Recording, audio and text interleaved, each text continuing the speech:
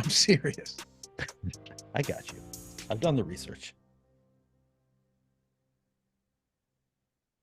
Hey, what's going on, everybody? Welcome to the Stochastic.com NFL Showdown live before lock. Rams hosting the Saints on Thursday Night Football, and we're here to break it all down. Fun slate, not a ton of value. Maybe Jimmy Graham scores in his fourth straight game. We're about to find out. I'm Dave Loughran, joined by Neil Orfield. What's up, brother? Glad to have you back. Yeah, happy to be back. I was not aware of the 3-game scoring streak for Jimmy Graham. I played some Juwan Johnson at least one of those weeks, so it was very frustrating for me at least one of those weeks where he scored a touchdown, but I was not aware of that streak. Yeah, I'm happy to be back. I caught a little bit of you and Greg on Monday. I was flying back during the show, so I wasn't able to be on it, but happy that I was able to catch a little bit of it. Yeah, happy to be home, ready to talk some football. Yeah, man. Yeah, Jimmy Graham has scored 3 straight games, and he has 5 targets in those games, 4 of which are in the red zone, 3 are inside the 10, 2 are inside the 5. He's the new Donald Parham. Yes, he is. Every look is in the end zone. Yeah, exactly. Good for him. Still kicking around. Hold on a second. Let me refresh this. All right. I know I had to refresh the YouTube stream because it said there were 1,800 comments on the video. That's not realistic to you? Didn't make sense considering it was live, and that's not possible anyway. Anyway, happy to have you guys with us.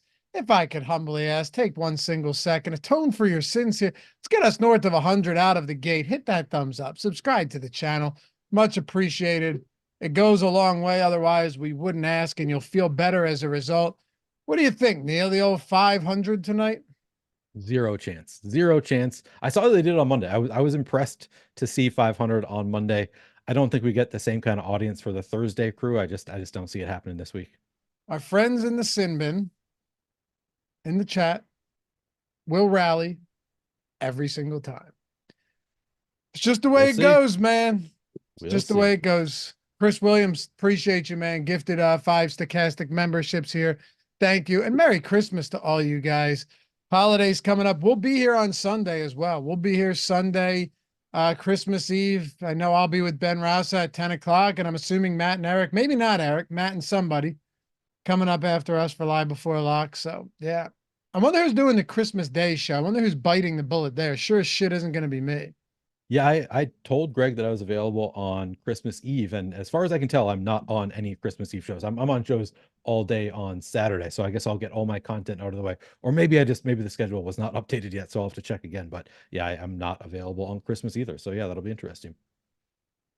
All right, dude, let's make it happen. So Matt Gajeski and I broke this down on the strategy show this morning, so it'll be good to get a fresh take, a fresh set of eyes on this one from our friend Neil Orfield.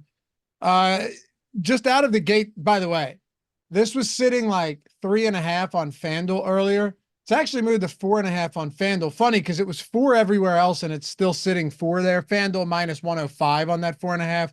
But look, anything can happen. We saw what happened in the Raiders game.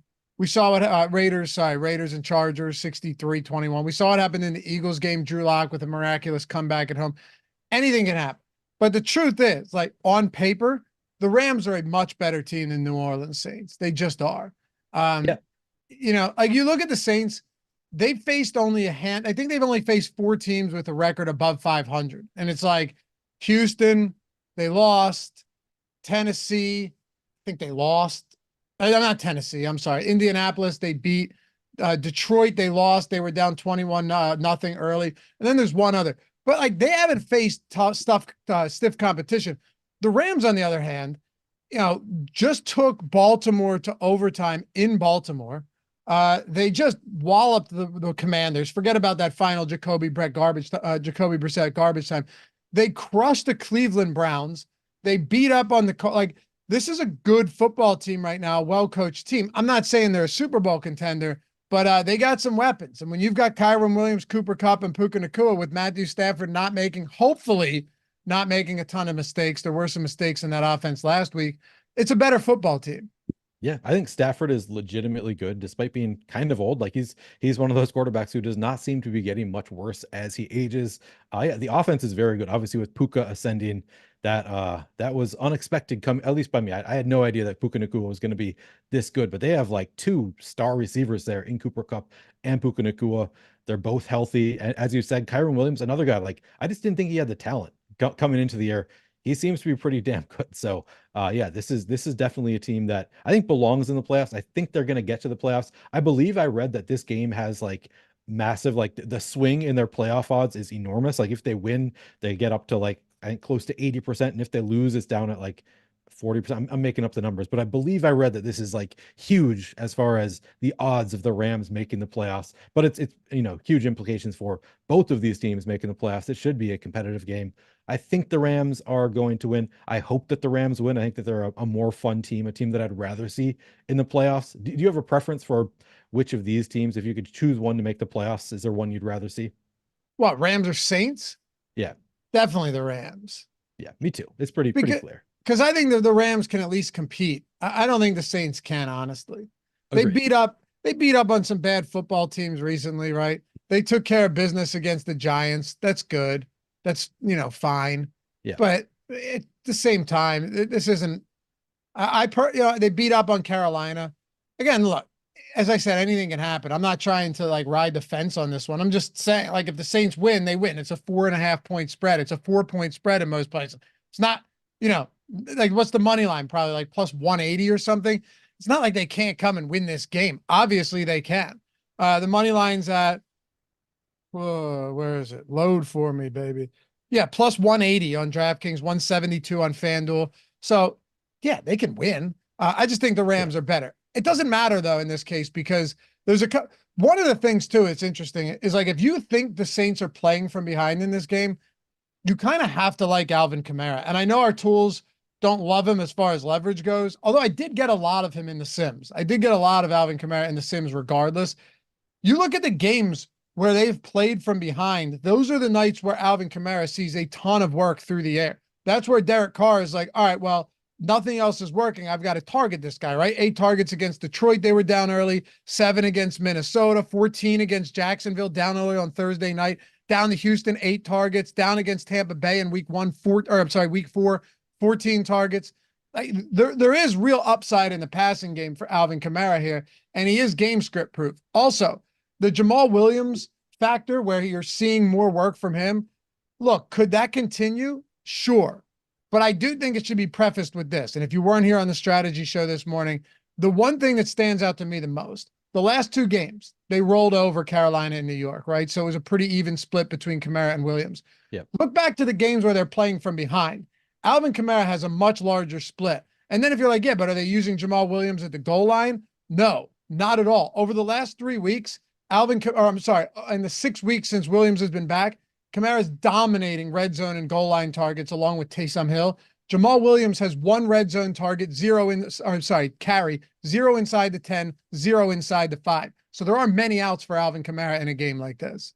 What was the point of them signing Jamal Williams? Like that was his thing last year. He got every touchdown for the Lions. It was like, okay, he's going to come in. I assumed that Kamara was going to give up those red zone opportunities to Jamal Williams. And yeah, like you said, that has not happened at all. I don't really understand. I know he's been hurt for much of the year, but it just seems like they didn't need to sign Jamal Williams. Even with Kendra Miller hurt, he has not really done anything. So yeah, as you said, tons of opportunities for Alvin Kamara. It is a tough matchup on paper with the Rams. They've given up over the past 5 weeks the 6th fewest schedule adjusted fantasy points per game to running backs. However, Alvin Kamara is so involved in the passing game, they have given up the 11th most to running backs through the air. So it's they do give up fantasy points to running backs over the past 5 weeks. Certainly, Alvin Kamara fits the mold of a running back who can take advantage of a team that gives up fantasy points through the air to running backs. And really, he's a guy who can get it done against anybody, particularly on a site like DraftKings. Like, you're right. If they're playing from behind, you're going to love having Kamara because they're just going to feed him. They're going to feed Olave. You would expect them at least to feed their studs. I guess nothing is guaranteed here, but really they have maybe they trust sheep. Maybe they have 3 players that they really trust to catch the ball here. Yeah, Kamara looks great. As you said, doesn't look amazing in the Top Showdown tool, we actually have negative leverage in both the utility and the captain spot. Particularly in captain, he does not look good in the tools. 11% ownership, 5% chance of being optimal. But in the util, he's basically neutral. 36% ownership, 36% chance of being optimal. And the range of outcomes is wide. Certainly, I mean, his floor is raised a little bit just by the pass catching. Like you expect him to get at least like 4 catches in any given game, and that's 4 fantasy points on DraftKings. And certainly there's upside for like 12 catches in a game, at which point he's probably putting up a big score. So yeah, hard not to like Kamara as one of the few like studs in this game. Yeah. So would you prefer more of the flex? Definitely more just based on the Top Showdown and single game tool, like looking at the leverage you have or the negative leverage in the captain spot. I'd rather play Kamara in the flex personally. Yeah. Certainly I'll probably still have some in the captain, I would guess. No, I rather would too. Look, Kyren Williams is just so good right now. Can you believe the guy's 5th in fantasy points at the running back position? And he missed, first of all, he's 5th in fantasy points at the running back position. He missed 4 games on the IR, and he wasn't even the lead back early in the season. Like, this is a guy who was splitting work early in the year with Cam Akers, missed 4 games, and he's still 5th in fantasy, not fantasy points per game. He's 2nd in fantasy points per game behind McCaffrey. He's 5th in fantasy points per game at running back on the season, cumulative points. That's insane. That isn't how many did he miss? Just 4 games? You went on the IR, right? Yeah. He's played 10 games. Yeah, that is. But he was in like a insane. clear timeshare through the first 3 weeks. Kyren, was he? They Cam Akers. That was just 1 week. That was week 1. Cam Akers was the lead back. You sure? Yeah, after week 1, they came out and announced that. Oh, you're Cam right. Akers Yeah, was you're not right. gonna start. 22 carries, and they announced what? They announced that he was inactive or was not going to play for a week. I don't remember if he was active and they announced he wasn't going to play. You're right. He was inactive. Yeah, you're right. He came back in week. Yeah, you're right. You're right. Damn, I forgot it was only 1 week. Okay, even so, let's just say like I mean, 9 regardless, full games as the bell cow. That's insane. This guy was an 18th round best ball pick. Literally nobody saw this coming, that he was just going to come in and take over as the bell cow, absolutely dominate all year, miss 4 games and still come back and absolutely dominate. Yeah, he's been super impressive this game. Hard not to have a lot of interest in him as well. Kyren is our top projected play of the slate over the past 3 games. 73 carries. That's nearly 25 carries per game over the past 3, and 16 targets. That's more than 5 targets per game. That is insane volume for Kyren Williams. The Saints D giving up the 15th most schedule adjusted fantasy points per game to running backs over the past 5 weeks. And he has so much volume that like it's not like he's ceding this volume to Royce Freeman. Royce Freeman has 10 carries and 0 targets, I believe, over the past 3 games. It's Kyren's backfield. He's in a nice spot. Basically every spot. Like Kyren has dominated against great defenses, great run defenses. He can do it against anybody. We've got him. I was honestly surprised looking at our tools that he doesn't look a little bit better than he does. We have negative leverage on Kyren. I'm not going to let it scare me too much. I'm still probably going to have him in, I would guess, about half my lineups overall, which is pretty close to what the field is doing. I guess we do have the field at what, 63% ownership. So he's getting a little bit more owned in the field than I am going to have because of his price tag and because I'm trying to leave salary on the table. But yeah, he's just one of the most consistent fantasy assets in all of football. And this is a totally fine spot against the Saints. Yeah, it doesn't matter if he's going to be on the field as much as he's been, it just doesn't matter. Prior to last week, where Washington scored 2 really late touchdowns, meaningless touchdowns, and Kyren played like 75% of snaps, 77. He had played 94 and 90% of snaps in the 2 previous weeks. Like, he's just out there for every offensive play. He's running routes on most dropbacks. He's doing everything. It's impossible not to love him. I mean, they need to win the game and they trust him. Like he's going to be out there as much as he can handle. By the way, guys, I usually wait till later in the show to do something like this, but since you could get in now, we still have 45 minutes until lock. Merry Christmas from us at Stochastic to you. We're doing 25% off all of our packages, all of the tools. It's the last time we'll be doing any NFL promo. Last one. We won't have any playoff promos. We won't have any week 17, week 18. This is it. Over. Any Sims package for the week or the month. That gives you not just Sims, but ownership, player projections, top stack tool, boom bust tool, premium Discord, lineup generator, Sims, contest generator, all of that, right? Post-contest simulator, which is massively valuable. All of that stuff, 25% off. Link in the description and in the chat. And the lineup generator separately, if you wanted to just get that for the week, that is 25% off as well. Why do I say this? Because starting with tonight's games, we got football on Thursday. We got football on Saturday and a big showdown you're going to have on Saturday as well, on top of the main slate. Sunday football, main slate, afternoon slate, showdown. Monday, you got 3 games and you're going to have a primetime showdown. So that's football 4 of the next 5 days. Big slates across the board on every one of them, including tonight, 300K up top on DraftKings. So if you want to check it out, you've been on the fence for a while, literally no better time than now. Even if we weren't discounting it, I would say, like, if you're going to try it, do it when you're getting football in 4 or 5 days. It's not like basketball or football or baseball or hockey. This is legitimately one of the only times of the year that you're ever going to get, not just like Monday football, but a 3-game slate, not just Saturday, but 2 games. Full slate on Sunday and Thursday. So if you want to get in, link in the description and in the chat, whether it's Sims Max, Sims Data, a week, a month, or the lineup generator. And the only thing different between the Sims Data and Sims Max is the Max allows you to generate more lineups in the contest generator if you're playing larger field contest. That's the difference. So if you ever have any questions, hit me up. My DMs are open on Twitter, and check out all of Greg's sim tutorials on this channel because they're going to help you greatly.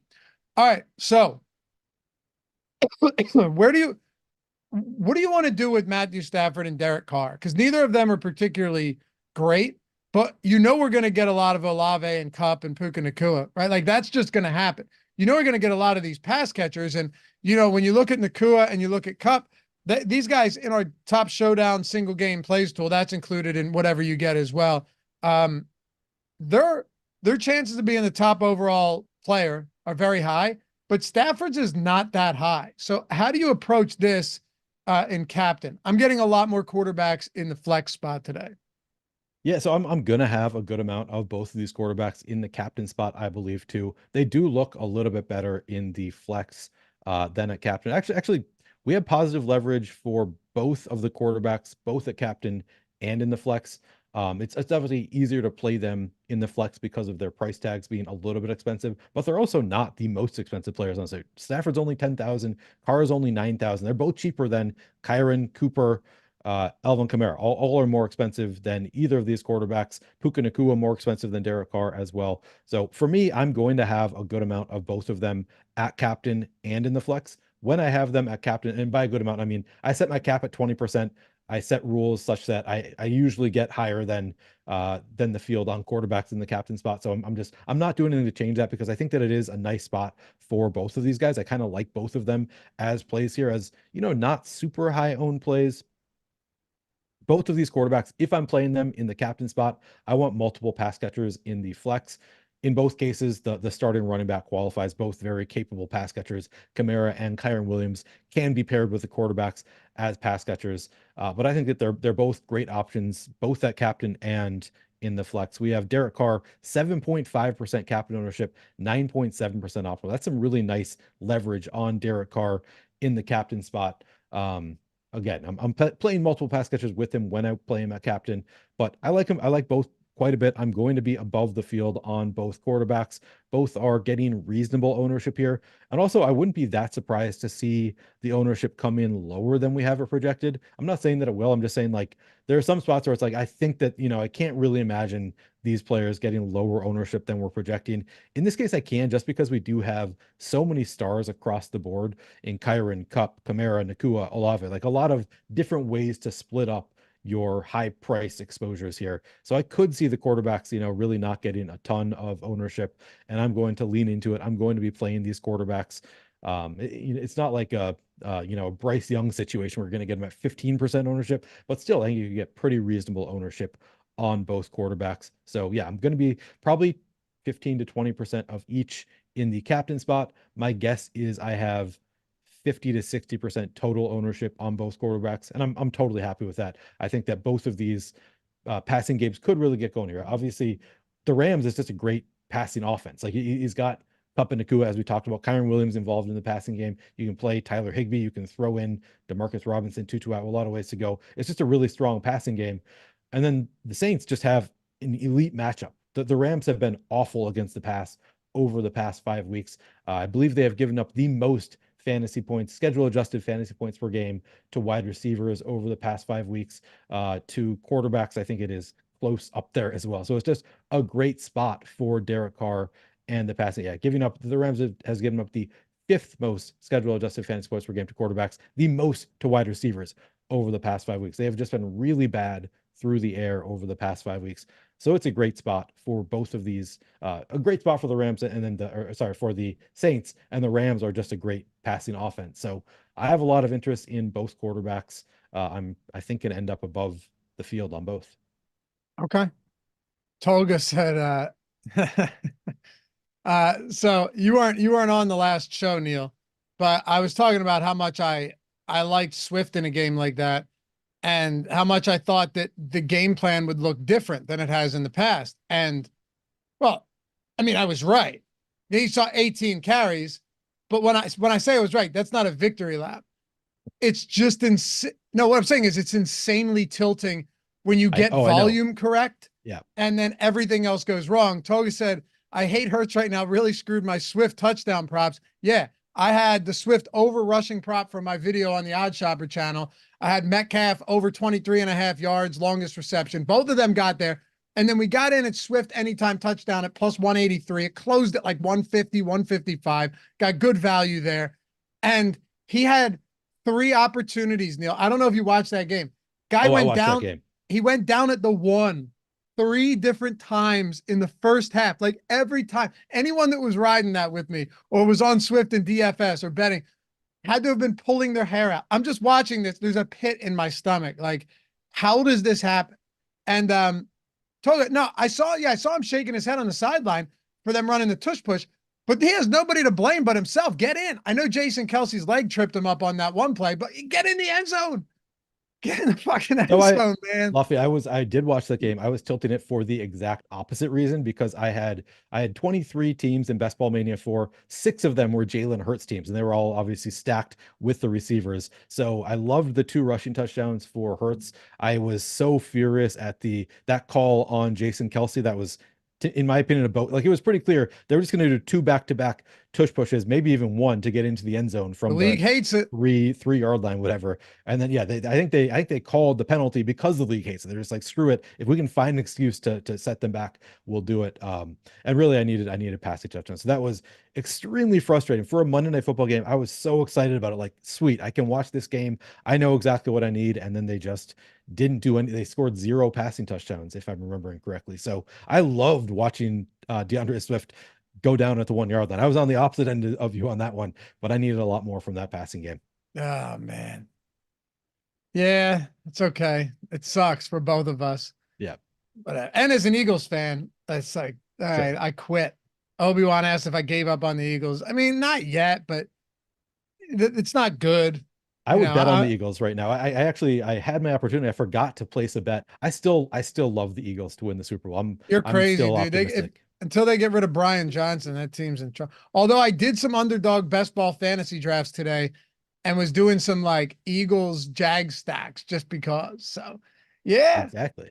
Yeah. Well, and also it's easy to get there in the 6th spot. It's like Hurts, and then right after Hurts, it's AJ Brown, you know? Right. Exactly. And then it's just, I'm drafting teams based on not just me thinking they can get there, but also do they fall to me where I'm drafting? Sure. Yeah. Exactly. Anyway, what are you doing with the backup running backs? Because I don't feel good about either of them. I told you my thoughts on Jamal Williams. He's never been a good efficiency back inside the 20s. Alvin Kamara, I think, gets more work if the game script flips. And then on the other side, how do you really place any faith in a guy like Royce Freeman? Maybe he'll get like 5 or 6 touches, but I just don't know if there's enough there. Yeah, they're both really just contingency plays. I don't know if I'm going to play either of them. I'm definitely not going out of my way to like jam them in this spot. Neither of them gets there in a neutral game script. Like sometimes, usually for me, the backup running backs that I love are the ones that have some standalone value. Like in a regular game script, they're going to at least see like 6 to 8 touches, so they have some value, and then they have massive contingency value if the starter goes down. Here, we don't really have much standalone value at all. Like maybe Jamal Williams gets a little bit of run, but he's also 4,200. So like if he does get that one goal line rush from the 1 yard line doesn't necessarily pay off that 4,200 price tag.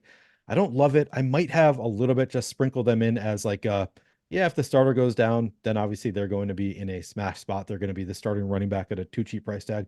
But really, neither of these guys is involved enough that I love them. It helps that Kendry Miller is out for Jamal Williams. So like at least we have Jamal Williams as the clear number 2 running back.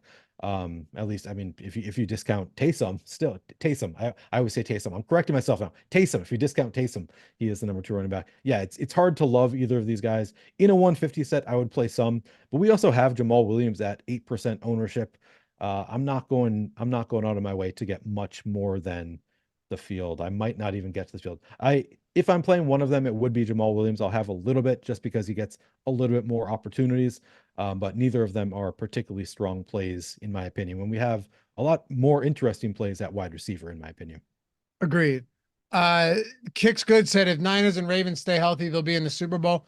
Yeah, good chance. The problem is if you're doing those underdog playoff contests and they both get a bye, good luck advancing to the next round if you're trying to stack those 2 teams. That's the problem. Let me give you a pro tip, guys. If you are playing those playoff contests, I've been doing this over and over, the weekly winners contest, where it's just you start fresh every week. Like you draft a team and that team plays like a big contest each week. I love those teams for that because a lot of people, don't want to play them. They're thinking like, oh, well, they're not going to play in week 1. So why would I go them? Usually for me, for weekly winners, I'm trying to attack one specific week. If both the Niners and the Ravens, they're going to be there the second week and probably beyond, you're going to get them in a small field of players for those weeks. You're obviously, when you draft them, you're giving up on round 1, the wild card round of the playoffs. But after that, I believe they are fantastic. I've been drafting a ton of weekly winners teams where I'm just jamming Ravens and Niners. And if they get to the Super Bowl, you're in a great spot to win some money. But how are you getting through the first round? You don't have to. In weekly winners, it resets every round. So it's just individual rounds. It's basically a DFS contest each round. So it just resets. Your lineup. Okay. I see what you're saying. I see what you're saying. Yeah. Because the one I'm at, the gauntlet, that if you draft Lamar and Purdy and you don't have either a quarterback to start, you're in some real trouble in week 1. Oh yeah. Oh no, right. I played the gauntlet too. Yeah. It's much okay. I haven't played the weekly winners. That's pretty cool though. Yeah. You check it out. All right. Let's talk about tight ends for a second. I saw some comments in chat and I agree with you guys. It's a crapshoot. I wasn't kidding when I said though that Jimmy Graham has scored in 3 consecutive weeks. You probably wouldn't have considered this to be the case, but it is. Let's see if it's 3 consecutive weeks or 3 games, the 3 of the last games that he stepped on the field. Yeah, 13, 14, and 15. 2 receptions, 9 yards, 1 touchdown. 2 receptions, 16 yards, 1 touchdown. 1 reception, 6 yards, 1 touchdown. 3 targets inside the 10, and 4 of those 5 targets are in the red zone. They're strictly using him in the red zone. It's crazy. Without a touchdown, Jimmy Graham will give you nothing. But the truth is, he's got 4 touchdowns on. This is crazy. Jimmy Graham has 4 touchdowns on 7 targets this season. That is insane. Like 6 receptions and 4 of them are touchdowns. Well, let me tell you something, Lofty. Did you know that he used to be a basketball player? Of course. Jimmy Graham? Yeah. It's a joke. That's a joke, Lofty. Okay. But he's, at 4,000, like he basically that's Juwan Johnson is 4,000. Jimmy Graham is Jimmy Graham's dirt cheap. Yeah, he's 1,600. He's totally in play. He's 5% ownership, 1 touchdown, one target for 1 touchdown. Probably does pay off 1,600. Yeah, he's in play. I currently have 0.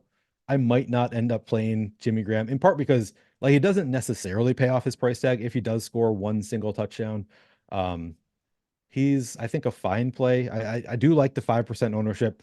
You really want at least 2 catches and 1 touchdown at 1,600 because he's not getting anything like super long. Like he's Jimmy Graham. He's probably, when he scores a touchdown, it's not going to be a super long one. No, they're literally only using him in the red zone. Yeah. So like, yeah, he's not going to have like a huge splash play. The most it usually is going to be what, like 7.5, 8 fantasy points is what you're getting from 1 play. So you probably need a couple catches there for Jimmy Graham to pay it off. Maybe, I mean, at 1,600, depending on how the game goes, I guess it could pay off. Like one single touchdown for 7.5 fantasy points might be enough at 1,600, but you probably want a little bit more than that.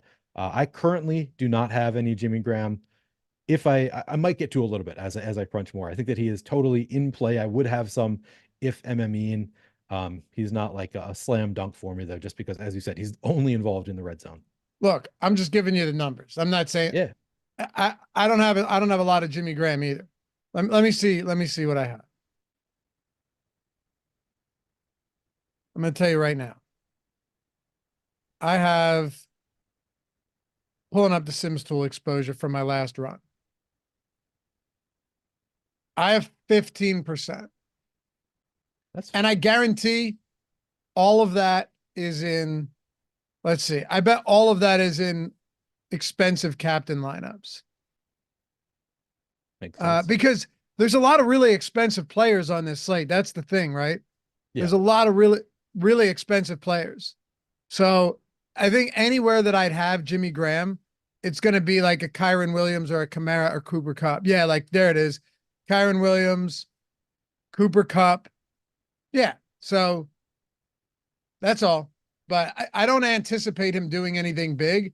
The hope would be with Jimmy Graham is if you got him into those lineups, right? This would be the hope. If you're going to throw that dart, the hope would be that Kupp and Kyren and Kamara and Olave or whoever it is, Nakua, the three guys or even maybe four that you're jamming in that lineup, or a Carr or a Stafford, like the guys 8,500 and above.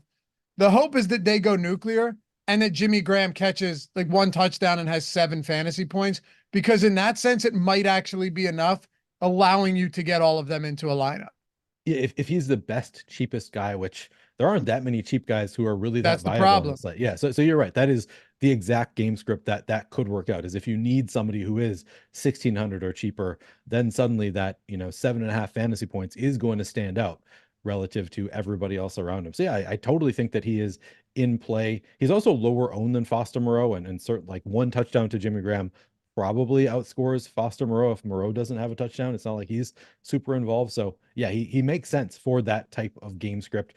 I think I'm trying to think the since I'm leaving salary on the table, maybe it makes less sense to play Jimmy Graham because you need your players to put up actual scores. Maybe that's not the case. I think there's still ways for him to get there.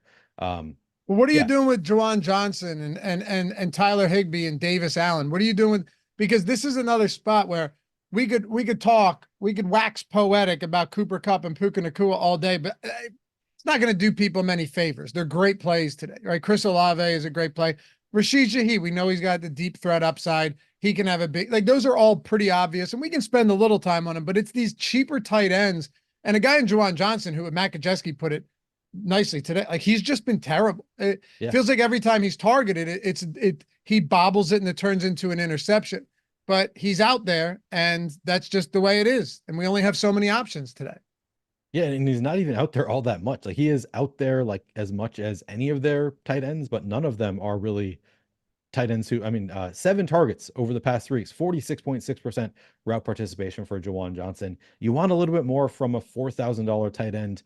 I think we're still treating him like he's the tight end 1 for this team, and I'm not really confident that he is. It's just a full-on ugly committee here for the Saints. Foster Moreau is 2,000. I think Moreau is probably my favorite of the Saints tight ends, targeted 9 times on 31.8% route participation over the past 3 games, and he's half the price. He's only 2,000 to Juwan Johnson's 4,000. So Foster Moreau to me is the easiest click of the tight ends.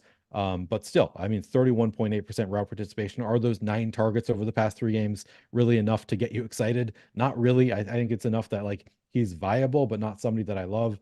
Juwan Johnson, I still like he's still viable, but at low ownership. But what do we have him at? 14%. Like that is not low enough for me to really be excited about Juwan Johnson. I'm gonna be lower than the field on Juwan Johnson for sure. Probably close to the field on Foster Moreau at 12.5%. I'm currently slightly over the field on Taysom Hill. He is 6,600. He's just one of the, like he's clearly too expensive for his mean for his average outcome. Like Taysom Hill, more often than not, is going to put up like 8 fantasy points. You're going to wish you didn't have him at 6,600. But he's 4 different times this year. He has scored over 15 fantasy points. Clearly has a huge range of outcomes, and he's really hard to project because he plays so many different roles. You never really know how they're going to use him. So he's the type of player that on a showdown slate where he's getting 8% ownership, I do think that he is interesting. he could really hurt your lineup. Like he's not the $200 player where it's like, yeah, if he has one catch, he's fine. He can really hurt your lineup at 6,600, but he can also really help your lineup if he does put up a 20 burger here, which is definitely in his range of outcomes. So actually, currently I have the most of Foster Moreau. I guess I have the second most of Juwan Johnson at 13%, slightly below the field. I have 11% Taysom Hill, which is fine with me. I have now 2.2% of Jimmy Graham. And maybe Jimmy Graham is the one who is the most likely to actually pay off his price tag. It's probably between Graham and Moreau because of their price tags. But none of these guys is like I don't know what you call a bell cow tight end. Like none of them are getting just a great workload here for the Saints. So I prefer the receivers in general for the Saints. Some of the cheaper receivers I think are a little bit more interesting to me. But I do have a little bit of exposure to all of these Saints. All of them for me between 2% and 13% currently, and I'm playing 46 lineups tonight. So that is how much I'm getting to any of them. Not taking any huge stands. My favorite is Foster Moreau. My least favorite is probably Juwan Johnson, because he is the most expensive and really doesn't differentiate himself from a role perspective in this offense. But yeah, it's hard to get too excited about any of them. How do you feel about some of these lesser priced receivers? You've got Tutu Atwell back coming off the concussion. Demarcus Robinson, last couple of games, pretty nice. Double-digit target game 2 weeks ago. Last week, he found the end zone against the Commanders. I mean, I have no interest in a Ben Skoranek at all, but I do think just looking at some of these guys, Tyler Higbee included, I don't hate Atwell. I don't hate Demarcus Robinson. Look, it's going to be the Kyren, Puka, and Cooper Kupp show, but the interesting thing and the good thing about the Rams is that they will air it out at times, and it could go to Tutu Atwell. It could go to Demarcus Robinson, who's seen a surprising amount of air yards in his last couple of weeks. Those are spots where if I'm getting to a little bit of them, I have no issues with it. The only difference is that Tutu Atwell's way cheaper than Demarcus Robinson in his return. Yeah, so what I like about these cheap receivers for the most part is just that they're not getting a ton of ownership, and all of them have some role here. So yeah, we kind of went over Cooper Kupp, Puka Nacua already. Chris Olave, I love the matchup with this Rams defense. I have a ton of Chris Olave, actually. He is, I believe, my most exposed player right now because he's only 8,600 in a great matchup here. Rashid Shaheed, certainly interesting. This is, I asked Scott Barrett about this because he reads this stuff into the like zone versus man stuff better than I do. He says this is a pretty good matchup for Rashid Shaheed. So I am playing some Shaheed in this matchup.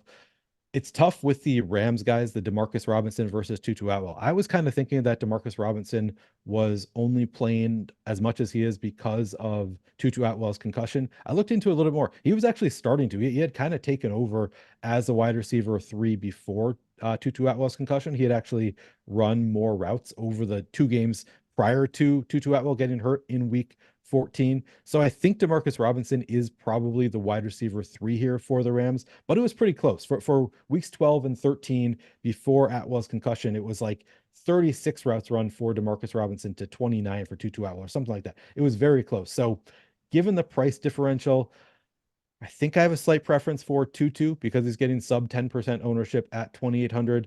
But I also think that there is a real possibility that Demarcus Robinson may have earned himself even a bigger role. He's had a couple of really nice games in a row the past couple of weeks. So it is tough to really decipher what they're going to do now with Tutu Atwell back. Are they just going to leave Demarcus Robinson there in the clear wide receiver 3 role, or do they kind of split touches like their routes run, at least like they had been in previous weeks?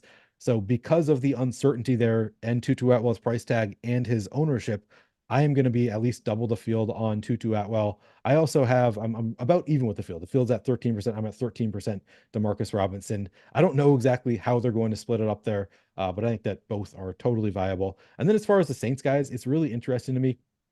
We have A.T. Perry projected better. I looked at some other projection sources. They all have A.T. Perry projected better. I'm not sure if that's right. I'm not sure that's wrong either, but I kind of feel like Lynn Bowden has maybe his snaps have increased as A.T. Perry's have decreased. And there was a game a few weeks back where, like, I think the first game where A.T. Perry was kind of expected to step into a bigger role with Michael Thomas out, and he seemed to like make a few mistakes and kind of play himself off the field. I don't remember exactly this. And then I believe another receiver for the Saints got hurt and they were kind of forced to play him again. I sort of feel like A.T. Perry has not played very well and the Saints don't really want to run him out there all that often. So for that reason, I have a slight preference for Lynn Bowden, and I'm kind of, this is all conjecture. I don't know what they're thinking with these guys. They both ran the exact same number of routes in the most recent game, A.T. Perry and Lynn Bowden. But in recent weeks, Lynn Bowden has been playing more snaps. So, and we have him at 6% ownership to A.T. Perry's 9.5. So my preference of the cheap New Orleans receivers between A.T. Perry, Lynn Bowden, and then I also think Keith Kirkwood is in play as well. I think Lynn Bowden is my favorite at 6% ownership. I'm still going to play some A.T. Perry. I'm above weight to the field on A.T. Perry at 11% as well. And then Keith Kirkwood, we have at 1% ownership. I thought it was interesting looking at the snap share last week.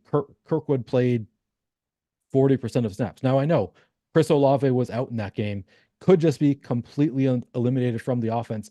But I feel like the Saints have not figured out what they really want, who they want to play that third wide receiver position. So I could see all three of these guys continuing to play kind of musical chairs here. We had last game, Lynn Bowden, 60% snap share, A.T. Perry, 42%, Keith Kirkwood, 40%, Marquez Callaway, 21%. Callaway was not, as far as I could tell, called up from the practice squad. So I think he is inactive here.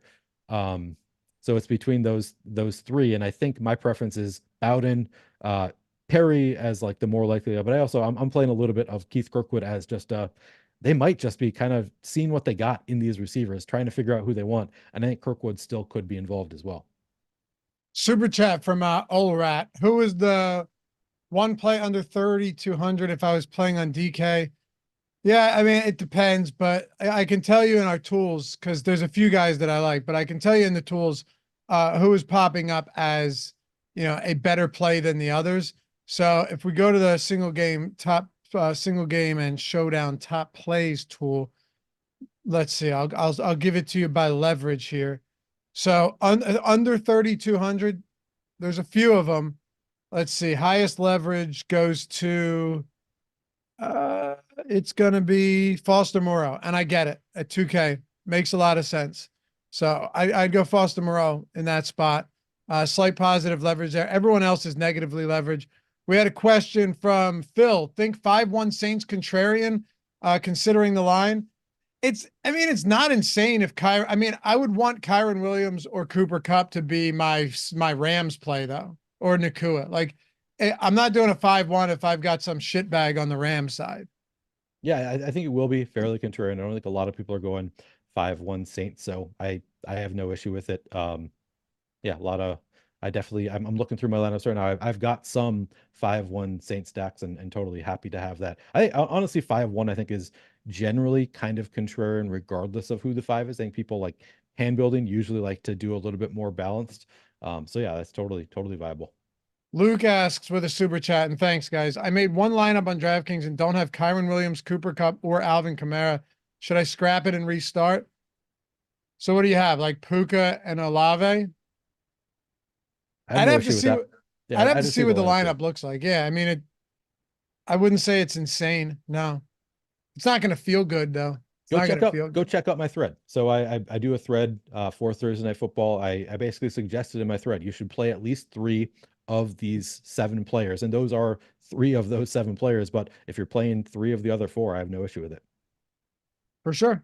By the way, guys, the stiff arm on OwnersBox, many of you are already over there. If you forgot to enter, 65% filled right now. 65% filled. Their main showdown contest for the Saints Rams. It's 8:01. There's 14 minutes to go. It's 65% filled. If you're not there, up to $500 first match deposit bonus when you sign up. Superflex contest on the main slate, or any multi-game slate, which means you don't have to play a defense. You can flex in a quarterback in the Superflex, get some mega game stacks in there. And the biggest thing has been the overlay. We've just seen a ton of it, right? A ton of overlay, 65% filled right now. You still got 35% to go in the next 13 minutes. So links in the description and in chat. Even if you don't get in on this contest tonight and don't have the time, sign up. Deposit, get your bonus, familiarize yourself with it going into Saturday slate, Sunday slate, which is 15K up top, Monday slate, 3 games on Christmas. They're likely going to overlay in a spot like this. I can't say guaranteed, but I can say with relative certainty that we're going to see that happen. In the event that we do, what does that mean? It means there's a lot of dead money in there that's getting paid out to you, regardless of whether it fills or not. So check it out. Familiarize yourself with the Superflex format. We've seen a lot of nice screenshots. Nice, Jordan. We just had one in the Hall of Fame. Someone took down the Showdown slate on OwnersBox just a couple days ago. We had somebody take down the 20K up top a few weeks as well. So it's been a good run for Stochastic viewers and subs. Also, if you're using the 25% off discount that we have going for Christmas for Stochastic to get a week or a month or any of that, we have the Sims tool and the contest generator and all of that for OwnersBox. So you can literally just plug and play. Even if you're not familiar with the format, let the tools do the work for you. You don't need a promo code. Even if it asks, the link will take you right there. Turn your ad block off, though. Sometimes it blocks it, but you can turn it right back on. Anyway, link to the description for OwnersBox and in the chat. Check it out. Get it on the deposit, get it on the overlay. So who have we not touched on yet that is necessary to hit on? Any other, by the way, the kickers in this game, the defenses in this game, I'm actually getting a lot of both of them. Yeah, I'm getting a lot of both. Good amount also. Yeah, I'm looking there. I feel like we talked about every viable player at every. I mean, we didn't talk about Tyler Higbee, I guess. I have 20% Tyler Higbee right now. The field's at 15%. I think he's a totally fine play, not like super exciting, doesn't stand out as a phenomenal play here, but I have some. I've got at least 10% of each kicker and defense, not taking any huge stands there. They were some of, as I was sorting by value earlier, trying to look up the value options, kickers and defenses did stand out as some of the best just point per dollar plays on the slate. They usually do, but in particular today, they were like really at the top of the value scale. So we don't really love the point per dollar stuff at other positions here, which makes the kickers and defenses look even better, totally in play here. I've never heard of this Lucas Haversick guy. I got to be honest with you. Yeah, I asked Matt how you pronounce his name this morning, and he said, I don't know. Look, if there's one thing I'm not great at, it's many things, but pronouncing kickers' names. You know, not something it's not something I intend on mastering down the road either. Yeah. But yeah, getting a decent amount of him, decent amount of groupie. I just, it's kind of the way the slate takes you as well, because you could go to some of these like 3K value guys, or you could hope that your kicker gives you 10 points, which could absolutely be enough on a slate like this. Jordan, you ran the Sims. What does the exposure look like? If you go to exposures, do me a favor and just sort by, actually don't sort it all at first. And let me just see what this looks like. Because my assumption is we get a decent amount of that as well on your Sims run. So going to exposures, we have, see 39% Haversick. Scroll down. Let's see how much we have a groupie. I guess I would bet we have a decent amount of him as well, Neil. Yeah. Oh yeah, for sure. Yep. There you go. 37%. I'm not really getting any of those guys at captain at all. Like the large majority of my captain exposure is going to Kyren, Cup, Kamara, Olave, Carr, those guys, Puka Nacua. Aside from that, like I'm getting cheaper elsewhere. And a lot of that though happens to be some of the defenses and the kickers that are allowing me to get, Kyren Williams at captain and also have Kamara and like I'm looking at a lineup right now that has Kyren, Kamara, Carr, and Olave in it. It doesn't have Puka Nacua or Cooper Kupp, but it still has 4 of those. I would assume 7 that you were talking about. Yeah, exactly. Yeah, that's nice to have to be able to fit 4 of them into your lineup.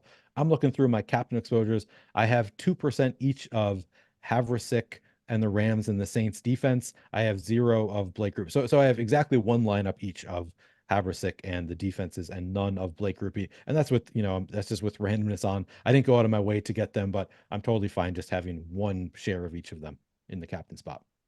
Okay. Yeah, I get it. What about defense? Did you get a decent amount of defense? Yeah. I mean, what do I have? I have 22% Saints defense, 11% Rams defense currently. They're not particularly great defenses, but they are cheap. So it is a spot where, you can get them with very little value on the slate. I think they make sense as value options here. I'm kind of surprised I don't have more. I think it is because I am just going, I love the ownership coming in at some of these cheaper receivers. So I'm playing more of Tutu Atwell, Lynn Bowden, A.T. Perry. That's going to bring down my exposure to the defenses and the kickers, but I still have 11% Rams, 22% Saints defense. They are some of the better point per dollar plays on the slate. Jordan, if you pull the lineups up themselves, by the way, this is the Sims tool. For those of you guys wondering, you use the contest generator, you generate lineups, in this case, 10,000, trying to replicate the field, right? Trying to get, you're trying to replicate what the field is going to look like. And then once you sim all these lineups tens of thousands of times, what it's doing is it's giving you lineups that have, look, the simulated ROI on the left side, you see 265, 235. And then you'll see leverage scores, or you'll see leverage percentages for like individual players. For stacks, you'll see it when we do the main slate. Cash probability, top 10, and then like win probability. This one at the top that's one of the highest I've seen. Jordan, did you run it with 10,000? Wow. Neil, we have one at the top at 0.26%, which is generally a lot higher than I usually see with only one dupe. Kyren, Groupie, Haversick, Matthew Stafford, Puka Nacua, and Ram. So it's a double kicker lineup, but you're getting Captain Kyren, you're getting Stafford, you're getting Puka Nacua in there. Makes sense to me. Yeah, that is nuts to see that kind of win percentage there. Looks like a good lineup. Kyren, Kamara, Blake Groupie, Nacua, Rams, Saints. Some of these, I mean, here's one. Here you go. Ronnie Rivers. This is like your full out get insane type of play. Kamara, Chris Olave, Derek Carr, Kyren Williams, Luke Haversick, and Ronnie Rivers. Ronnie Rivers, I mean, that's up. I have 0 of Ronnie Rivers, but he is the min price. Would it be that shocking to see him take over that RB2 role from Royce Freeman? So he might actually be the best of the backup running back plays on the slate. I'm not getting there, but I do think I can see it. I can see why you might want to. And I bet if you did go to exposures, we have like 1%. Sometimes these lineups will look really good, and they are good, but it doesn't mean that player is going to show up a lot. It's just what it allows you to do in that specific situation. Like Jordan, I bet if you looked that up, and filtered by player, if you went to exposures and you filtered by player and you looked up Ronnie Rivers, I bet we don't have a lot of him. Let's see. How much do we have? We have 6.7%. Okay. Out of 150 lineups. That's reasonable. Fair. Yeah. I don't hate it. Yeah. We have the field at what? 4.5%, or I can't see 3%. Oh, 3%. Yeah, it's totally reasonable play. Now that he is active. He was the number 2 running back when he was last active in week 6. So maybe he takes that role back from Royce Freeman. It's not a great role regardless. I'm looking at the game log. 3 carries in his most recent game with 1 target for Ronnie Rivers. That's right in line with what Royce Freeman has been getting. So yeah, I think honestly, he might be the better gamble than Royce Freeman, since not like Royce Freeman's getting a ton of looks anyway. Yeah, that's a good point. I mean, first of all, what are the chances he sees the field? Right. Like, not super high. He's more likely than not. He's more likely to not see the field, but like you said, Sean McVay's done some weird stuff, and maybe it's not Royce Freeman today. Again, this is simply just a large field tournament, 25% payout to first place. If you ran this at like 2,000 field in the contest generator and they did like a 10% to first, I can pretty much assure you would not be getting 6% Ronnie Rivers. Right. Yeah. It's very, very specific to very large field, top heavy tournaments. Right. And then the generator and the sims allow you to do that. Like you can adjust so if it's the play action today or whatever they call it for this showdown, it's $300,000 prize pool with 30K up top. So it's 10%. So it's large field, but it's 10% up top. Other ones like the single entry, the huddle or whatever or the $15 single entry, it's like 5,000 entries and only 10% up top. So when you run them like that, you're going to get different results for sure. Yep. Changes everything. Do you want to run the lineup generator before we go and run it? I mean, what I'd like to do. We have the lineup generator deal going on right now too. Yeah, that's what I'm saying. 25% off whatever. You want the Sims package that has everything, or just the lineup generator. Links in the description and chat, baby. Check it out. All lineups. Go to all lineups. Do you want to do any specific scenario here to play around with it, or do you just want to go standard projections? I just like to do standard projections personally, but if you want to do something different, let's go standard. Let's see what we have. And what I love is a lot of people think like, oh, the lineup generator, you just take the first 20 you get. That's not how I play it at all. I like to be picky as I'm going through the lineup generator. Choose a lineup. Like this lineup, I see right away, it uses nearly the full salary cap. I probably wouldn't play it in a large field GPP. If you're okay with splitting many ways, it's a beautiful lineup for a large field GPP. Like you look at this lineup, we have 3 of the studs that I mentioned, or four of the studs. 4 of them. Four of the 7 with one of them in a captain. Yeah, like it's a really strong lineup. I get like why this is a plus EV lineup, even though it's one that I wouldn't play because I don't want to be duped a ton. Yeah, you can choose whichever type of lineup you want to play. And that one, it's less risky. You can certainly, if you want to take on less risk, makes more sense. This looks like a good lineup. Again, doesn't leave enough salary that I would play it, but we've got nice correlation, Carr to Kamara. We do not have Stafford, so don't have to worry about that correlation. Yeah, I probably wouldn't play Davis Allen in here and using the full salary cap. I don't totally love Jordan, it. scroll down on it for a second so people can see how chalky it is and what the optimal rate is. Yeah, so I mean it's projected pretty decent. It's not that chalky. Go discard that one and it has Ronnie Rivers and Davis Allen. So like it's not going to be duped a ton. No, not at all. Yeah, if at all, honestly. The full salary cap. So yeah, that is one way if you want to play a unique lineup. You could play something like this.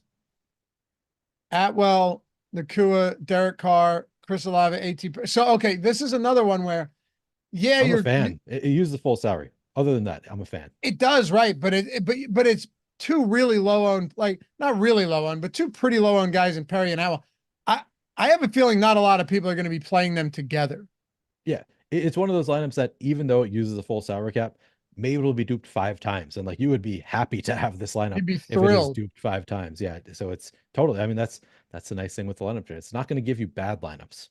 Jordan, save 20 of them so I can just see what lineup generator exposures we're getting at the end. All right, so pretty balanced. A lot of Olave and Cup. Haversick. See, Haversick again. Yeah, Carr, Alvin Kamara, Stafford. Go to the bottom. Go all the way to the bottom. So that's, again, like not a lot of Tutu Atwell, not a lot of these other, like Lynn Bowden, Bryson Hopkins, A.T. Perry, but they're going to show up in some really, because this is taking sim ROI. It's just, you're seeing the finished result of all this stuff like you would in the Sims, just a little bit different. Yeah, exactly. It's just a pared down version of the Sims. Every single one of these lineups has been run through the Sims and was profitable in the Sims. So you're not getting bad lineups here. Anyway, good stuff today, brother. I wish you the best of luck. And you guys. Yeah, you too. Yeah. Also, hey, if this is the last time you're hanging out, maybe you're traveling, you won't be around because we'll be here on Christmas Eve. I'll be here with Ben. We'll have shows on Christmas Day. We'll have shows on Saturday. Got a show with Neil tomorrow doing the Sim strategies, filling in for Greg. Come hang out with us. We'll break everything down for Saturday, Sunday, Monday slates. If not, though, if you're traveling, not going to be around, spending time with family, have a great Christmas. Merry Christmas. Happy holidays. Stay safe out there. Good luck tonight. And by the way, appreciate you guys for everything this year. You make it so we can do these shows. Otherwise, we couldn't do it at all. So follow Neil at PlayerQDFS, me at Laffy_D on the Twitters. And shout out to Jordan Klein. Long day. He looks tired, man. I almost want to do a 40-minute after show. Just let's just chat for 40 minutes. Make Jordan sit there a little bit longer. What do you want to talk about? Anyway, guys, appreciate you. We'll see you back here soon. Peace.